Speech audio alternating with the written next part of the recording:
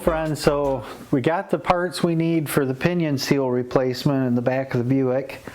A thing about parts, at least my experience, is you can always find some real cheap parts, and you can find same part, and it can be real expensive, and you may be asking yourself, oh, well, same part, I'm just going to get the cheaper one. Well, like most things, you kind of get what you pay for. So I won't always buy the most expensive part, but I'll buy the most expensive part I can afford. And that's just general guidance there. But often I won't buy the cheapest part. Because, just one example, if you can see on this pinion seal, there's actually a spring inside of here. This one cost me twice as much as what the cheapest one was, but the cheapest one doesn't have this spring which is constantly holding that seal on to your pinion, to the yoke here. And also the seal it's just thicker rubber and just more robust. So again, you know, with parts, the cheapest isn't always the best. But anyway, got this pinion seal here, nice Timken. I've had good experience with those. Got some gasket maker. This is going to go on the back of the differential cover that we had to take off. And then the gear lube, I got Lucas 80/90. You can always tell in your manual, it'll tell you what fluids to use in all components of your car.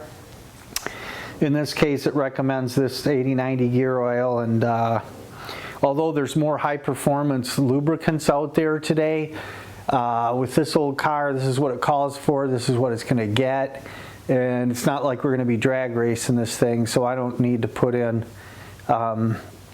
you know, some kind of a high-performance race lube. But anyway, got the parts here. Now we're going to get underneath there and start putting it back together. So, easy to do, just kind of wipe it, make sure it's clean. And then the next thing I'm going to do, I already put some grease on the inside of this seal. The reason for that is when the car starts up, when I first start driving it, this seal needs to have a little bit of lubricant against the yoke that's going to go on next. It's not intended to run dry because it'll heat up and it'll wear out prematurely. And then what we do is we just on here, and I'm sure they make you know, probably tools for this, but I've never really had to use J tools per se. I just keep it straight and then I tap it to get it started.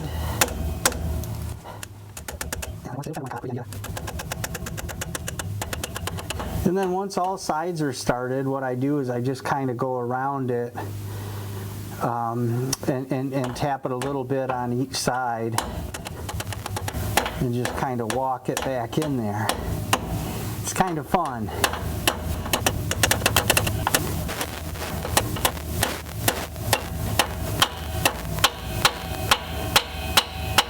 And then when it starts pinging like that, you can tell you're pretty much flush with the housing. So now I've got my yoke, and I'm going to put this back on, and I've also lightly greased this. I just put a thin layer of grease. You can use oil. Either will work fine, but again, you just want to make sure it's lubricated. And then I'm going to line it up on those lines. Like that there. And then I'm going to have to tap it a little bit.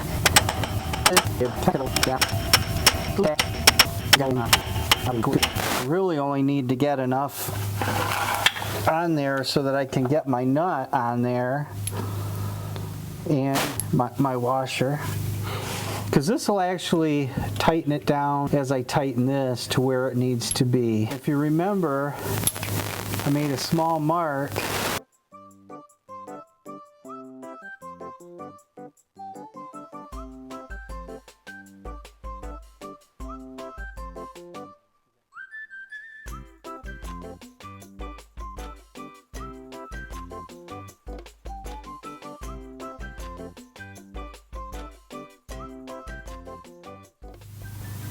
All right, I may even try to turn this back so I can see it straight on.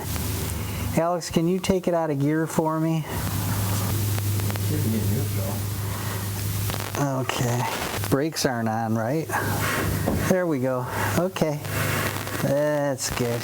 Okay,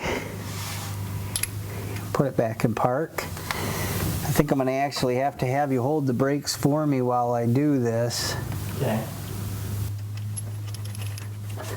I don't know where that wrench went. There it is. Okay, you got your foot on the brake?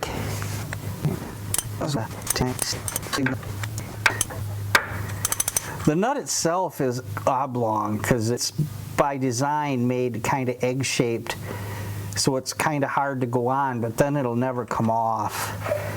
If it was a perfectly matched thread, then it would just thread on easy until you got to the end where there was resistance. But this has resistance all the way because it's oblong on purpose.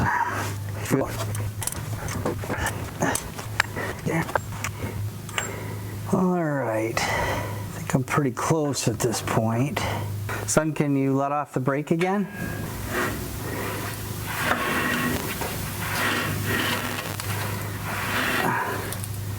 I might actually be where I need to be. Nope, still need to go another round. Hold the brake, son.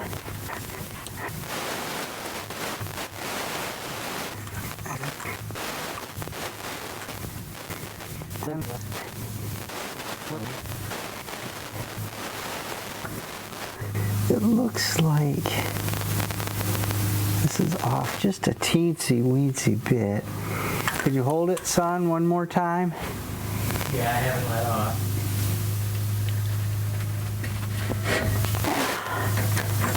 That's really all it wants, so I'm not going to go any tighter than that. All right, pinion seal is good. Done with this part of the job.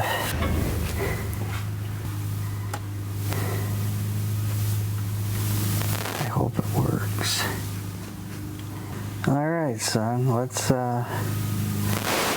move to the back now, and we'll put the differential cover back on. Woohoo! Then we can put the fluid in it. Make sure it doesn't leak. Well, we can't do that for 24 hours because the gasket maker said so, right? Yeah. Got to let that gasket maker seal. We'll talk more about the gasket sealer in a minute. Gasket maker.